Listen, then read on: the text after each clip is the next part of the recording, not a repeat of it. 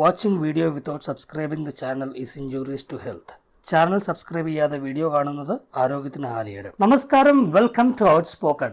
Number 20 Madras mail പോലെ, ഹരികൃഷ്ണൻസ് പോലെ, നരസിംഹം പോലെ മലയാളത്തിലെ ശക്തരായ സൂപ്പർ സ്റ്റാറുകൾ ഒന്നിച്ച ഒരു മൾട്ടി സ്റ്റാർ സിനിമയെക്കുറിച്ചാണ് ഇന്ന് നമ്മൾ സംസാരിക്കുന്നത്. ഈ സിനിമയിലെ പ്രധാന കഥാപാത്രമാണ് മലയാളത്തിന്റെ സ്വന്തം സൂപ്പർ സ്റ്റാർ വിനു മോഹൻ.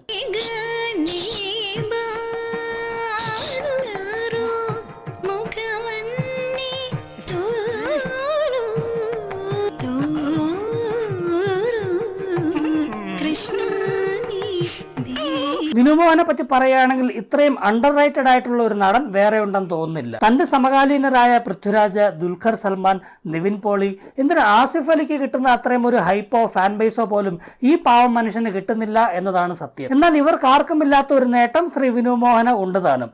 മലയാളത്തിൽ ഒരു സിനിമയ്ക്ക് 150 കോടി കളക്ഷൻ കിട്ടണമെങ്കിൽ ഒരൊറ്റ പേര്, വിനു മോഹൻ.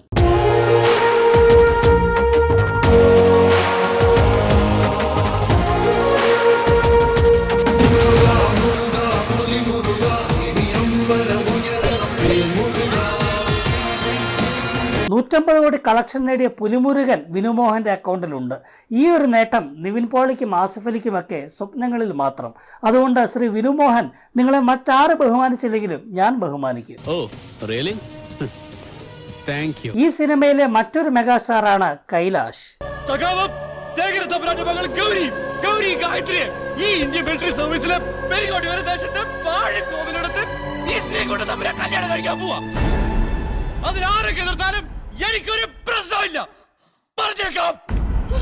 ഇതിനു മുമ്പ് ഒരിക്കലും ഇതുപോലെ രണ്ട് ബൃഹത് ശക്തികൾ വിനുമോഹനും കൈലാഷും ഒരു സിനിമയിൽ ഒരുമിച്ച് പ്രത്യക്ഷപ്പെട്ടിട്ടില്ല.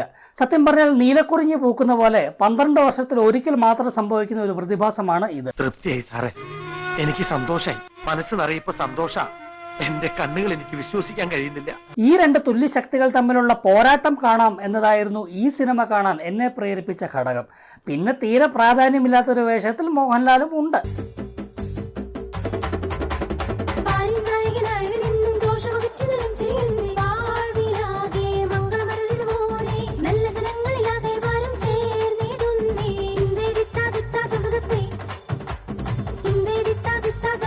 മോഹൻലാലിന്റെ ഇട്ടിമാണി എന്ന കഥാപാത്രം തന്റെ അമ്മയെ വളരെയധികം സ്നേഹിക്കുന്ന ഒരു മകനാണ്. മാതൃസ്നേഹം വിളിച്ചോതാനായി സ്വന്തം അമ്മയുടെ ക്ലാസ്മേറ്റിനെ തന്നെ കല്യാണം കഴിച്ച ഒരു മധ്യവയസ്കന്റെ കഥ. അത് വേണ്ടാത്തൊരു കഥയാണ്.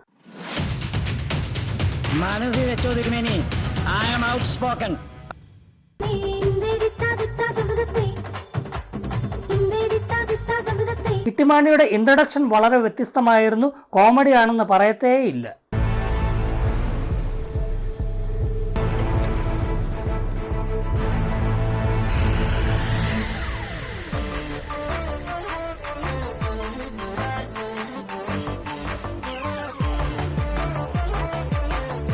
നിക്ക് ആളുകൾ നിമിഷ നേരം കൊണ്ട് കാല് മാറുമെന്ന് കേട്ടിട്ടുണ്ട്. പക്ഷെ സെക്കൻഡ് കൊണ്ട് കൈ മാറുന്നത് ഇപ്പോഴാണ് കാണുന്നത്. ആ ലോറി ഓടിച്ച കൈ മാറിയിട്ടുണ്ടല്ലോ. ഇത് ആദ്യം കാണിച്ച കൈ ഒറ്റ സെക്കൻഡ് കൊണ്ട് ആ കൈ മാറി വേറെ കൈയായി. ഇങ്ങനെ 3-4 കൈ കൊണ്ട് വണ്ടി ഓടിക്കാൻ അങ്ങനെ വേഷം മാറി വന്ന ബ്രഹ്മാവൊന്നും അല്ല. എപ്പോഴാ കൈമാറിയത്? കൈ മാറിയിട്ടില്ലല്ലോ. വേണ്ട, സത്യം പറ, കൈമാറ്റം നടന്ന എപ്പോഴാ? എന്തായാലും ഇട്ടിമാണി ആള് ഡിഫറന്റ് ആണ്.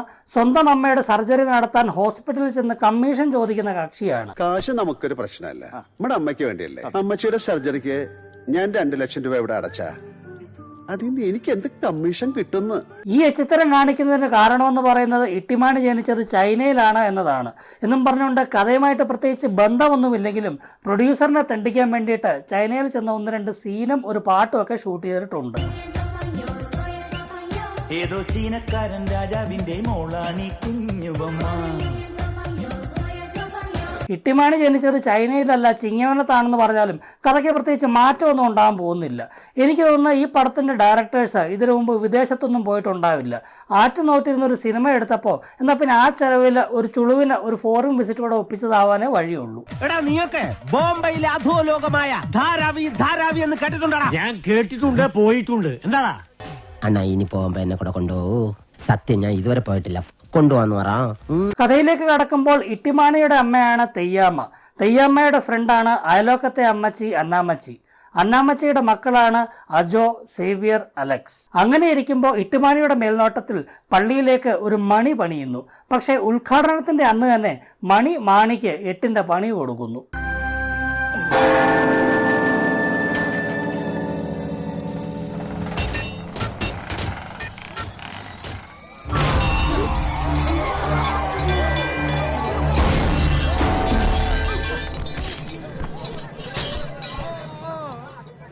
സ്വാഭാവികമായും അതിന്റെ പഴി ഇട്ടിമാണിയുടെ തലയിൽ വീഴുന്നു.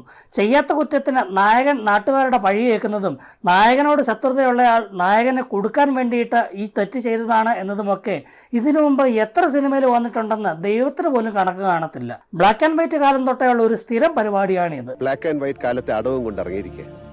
എടാ നാണമില്ലടാ. 2019 ഇതും പൊക്കിപ്പിടിച്ചുകൊണ്ട് വരണമെങ്കിൽ സംവിധായകൻ ജിബിക്കും ജോജുവിനും അസാമാന്യ ഗട്സ് തന്നെ വേണം.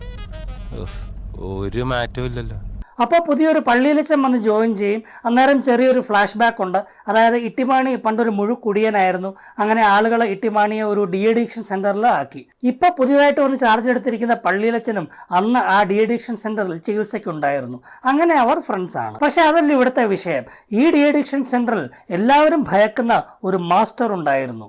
സ്വന്തം മുതലാളിയെ പണിക്ക് വിട്ട് ജീവിച്ച് മുതലാളിക്ക് ശമ്പളം കൊടുക്കുന്ന ദ റിയൽ ടെറർ. മനരെ നിൽപ്പനടിക്കുന്ന കൗണ്ടർ എവിടാ? ഇപ്പൊ കാണിച്ചു തരാം.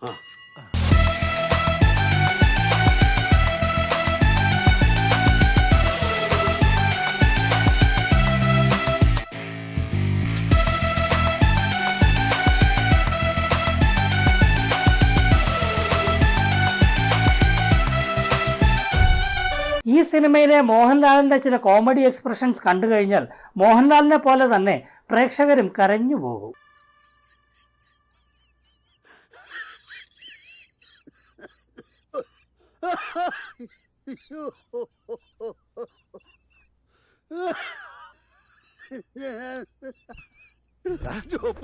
എന്നാലും എൻ്റെ ശ്രീകുമാർ മേനോനെ വല്ലാത്ത ചെയ്ത്തായി പോയി താൻ കാണിച്ചത്. ഇനി ഒരു തിരിച്ചുവരവുണ്ടാവില്ല ശശി.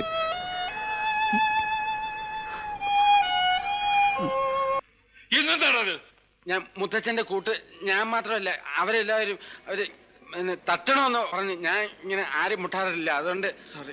ഇത്ര വലിയ കണ്ണുണ്ടല്ലോ മറ്റേക്കാ പോലെ. അത് പറഞ്ഞപ്പോഴാ ഈ ലൂസിഫർ 2ന്റെ അനൗൺസ്മെന്റ് വന്ന സമയത്ത് ശ്രീകുമാർ മേനോൻ ഒടിയൻ 2 എടുക്കാൻ ഫുൾ സ്ക്രിപ്റ്റ് റെഡിയാണെന്നും പറഞ്ഞ് മോഹൻലാലിനെ ചെന്ന് കണ്ടു. And Antony Perumbavoor was like, അങ്ങനെ ഇരുന്നപ്പോൾ അന്നാമ്മച്ചയ്ക്ക് പെട്ടെന്ന് ഹാർട്ട് അറ്റാക്ക് ആയി ആശുപത്രിയിലായി. ഇട്ടിമാണി ഉടനെ മക്കളെ എല്ലാവരും ഫോൺ വിളിച്ച് അറിയിച്ചു. ബട്ട് ആസ് എക്സ്പെക്ടഡ് അവരാരും തിരിഞ്ഞു നോക്കിയില്ല. സത്യം പറഞ്ഞ ഞങ്ങള് മൂന്നാറിനൊരു ടൂറ് പ്ലാൻ ചെയ്ത് ഇറങ്ങിയതാ. അതിനിടയില് ഞാനൊരു കാര്യം ചെയ്യാം, നിന്റെ അക്കൗണ്ടിലേക്ക് കുറച്ച് ക്യാഷ് ട്രാൻസ്ഫർ ചെയ്യാം. തൽക്കാലം നീ 2 ദിവസത്തേക്ക് കാര്യങ്ങളൊന്ന് മാനേജ് ചെയ്യും. മക്കളുടെ സ്നേഹവും പരിലാളനയും കിട്ടാത്ത വയസ്സായ അമ്മച്ചയെ കണ്ടപ്പോൾ മനസാക്ഷിയുള്ള മറ്റേതൊരാളും ചെയ്യുന്നത് പോലെ തന്നെ മാതൃസ്നേഹം തുളുമ്പുന്ന ഇട്ടിമാണിയും ചെയ്തു. എന്റെ ഈ അമ്മച്ചി പോലെ തന്നെ എനിക്ക് അമ്മച്ചയെ കയറി അങ്ങ് കെട്ടി.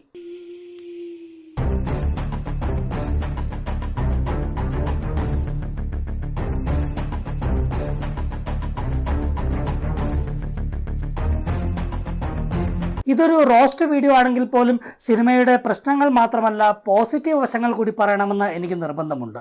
ഈ സിനിമ കണ്ട പ്രേക്ഷകരുടെ പ്രധാന പരാതി എന്ന് പറയുന്നത് ഈ പടത്തിൽ നായകന്റെ മാസ് രംഗങ്ങളൊന്നും അങ്ങനെ പ്രത്യേകിച്ച് ഇല്ല എന്നതായിരുന്നു. പക്ഷെ അതൊക്കെ ഹേറ്റേഴ്സ് വെറുതെ പറഞ്ഞു നടക്കുന്നതാണ്. പറയുമ്പോൾ എല്ലാം പറയണമല്ലോ. സിനിമ കാണുന്ന പ്രേക്ഷകനെ കോരിത്തെരിപ്പിക്കുന്ന, എണീറ്റ് നിന്ന് കൈയടിക്കാൻ പ്രേരിപ്പിക്കുന്ന ഒന്നാന്തരം മാസ് രംഗം ഈ സിനിമയിലുണ്ട്. അവിടെ പുന്നാരമ്മച്ചേ മധുവിധുവിനോട് ഒരുക്കം തുടങ്ങി. അതിന് ഞങ്ങൾ പോയി മണിയർ ഒരുക്കി കൊടുക്കണോ? വീടാളിയാ, തർക്കം വേണ്ട. ഞാൻ പോവാം.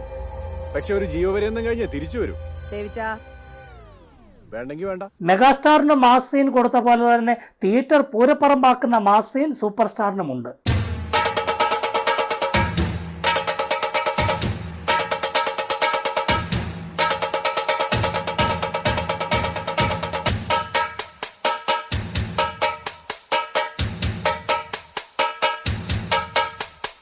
സിനിമ കൈകാര്യം ചെയ്യുന്ന വിഷയമൊക്കെ കൊള്ളാം, നല്ല പഴമയുണ്ട്.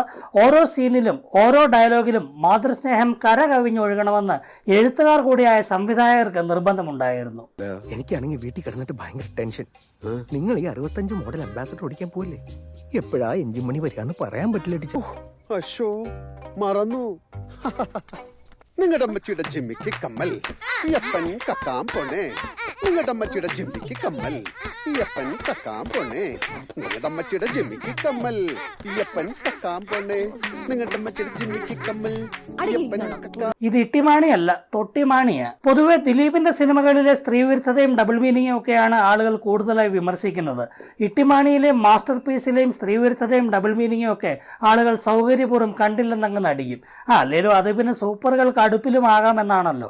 നീ എന്റെ വൈഫിനെ അയ്യേ, ഞാൻ ബെൻസിന് നല്ല മൈലേജ് ഉണ്ടോ ചോദിച്ചാ?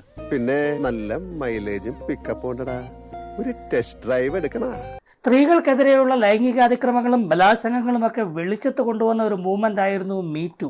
മീറ്റു ക്യാമ്പയിനിൽ സിനിമാക്കാരും രാഷ്ട്രീയക്കാരും എന്തിനാ യൂട്യൂബേഴ്സും ടാറ്റു ആർട്ടിസ്റ്റുകളും വരെ കുടുങ്ങിയിട്ടുണ്ട്. അതീവ ഗുരുതരമായ ബലാത്സംഗത്തിനെ പോലും തമാശയാക്കി മീറ്റു വെച്ച് കോമഡി ഉണ്ടാക്കിയ സംവിധായകർ ജിബിക്കും ജോജുവിനും ഇരിക്കട്ടെ എന്റെ വക ഈ 2 കഴുതപ്പവൻ.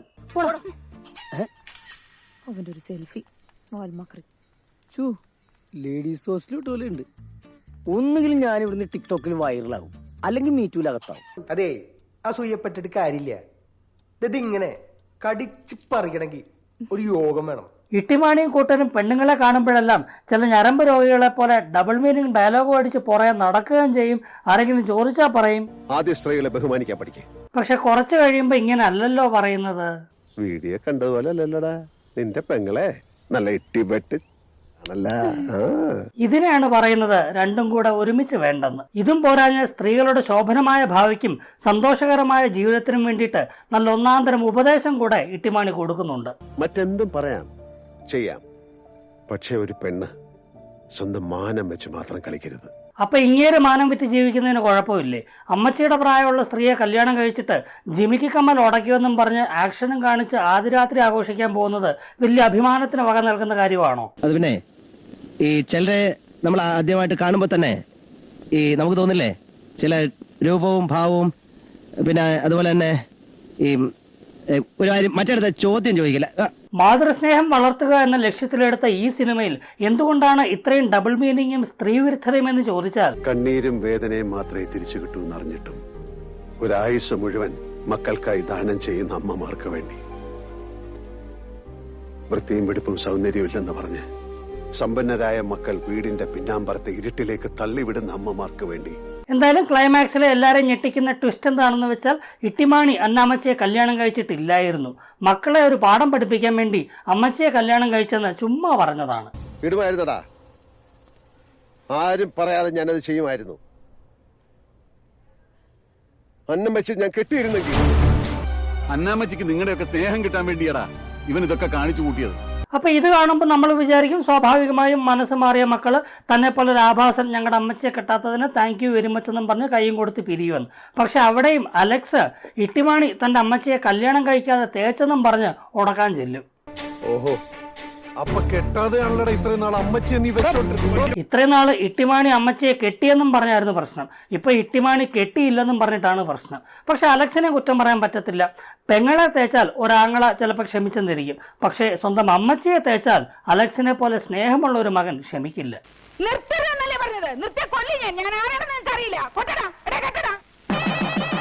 സിനിമയിൽ ഉടനീളം കാണിക്കുന്നത് ഇട്ടിമാണി എല്ലാ കാര്യത്തിലും കമ്മീഷൻ മേടിക്കുന്ന ഒരാളായിട്ടാണ്.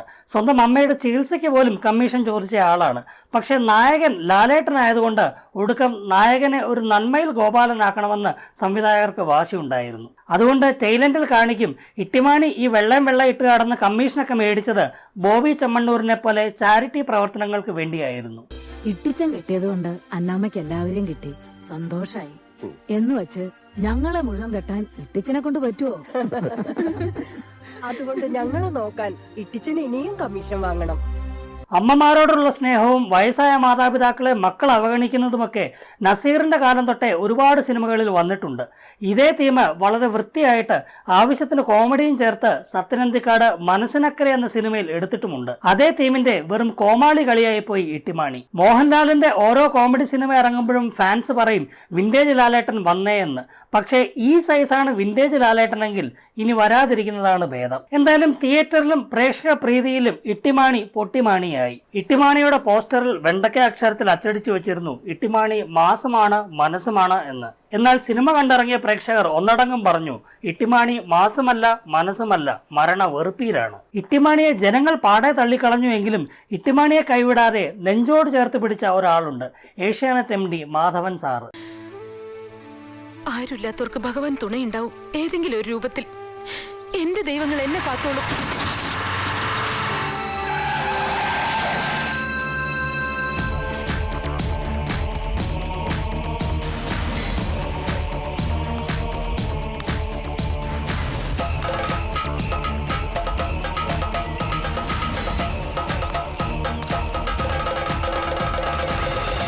മാധവൻ സാറ് ഇട്ടിമാണിക്ക് മികച്ച സിനിമയ്ക്കുള്ള ഏഷ്യാനെറ്റ് ഫിലിം അവാർഡ് കൊടുത്ത് ആദരിച്ചു.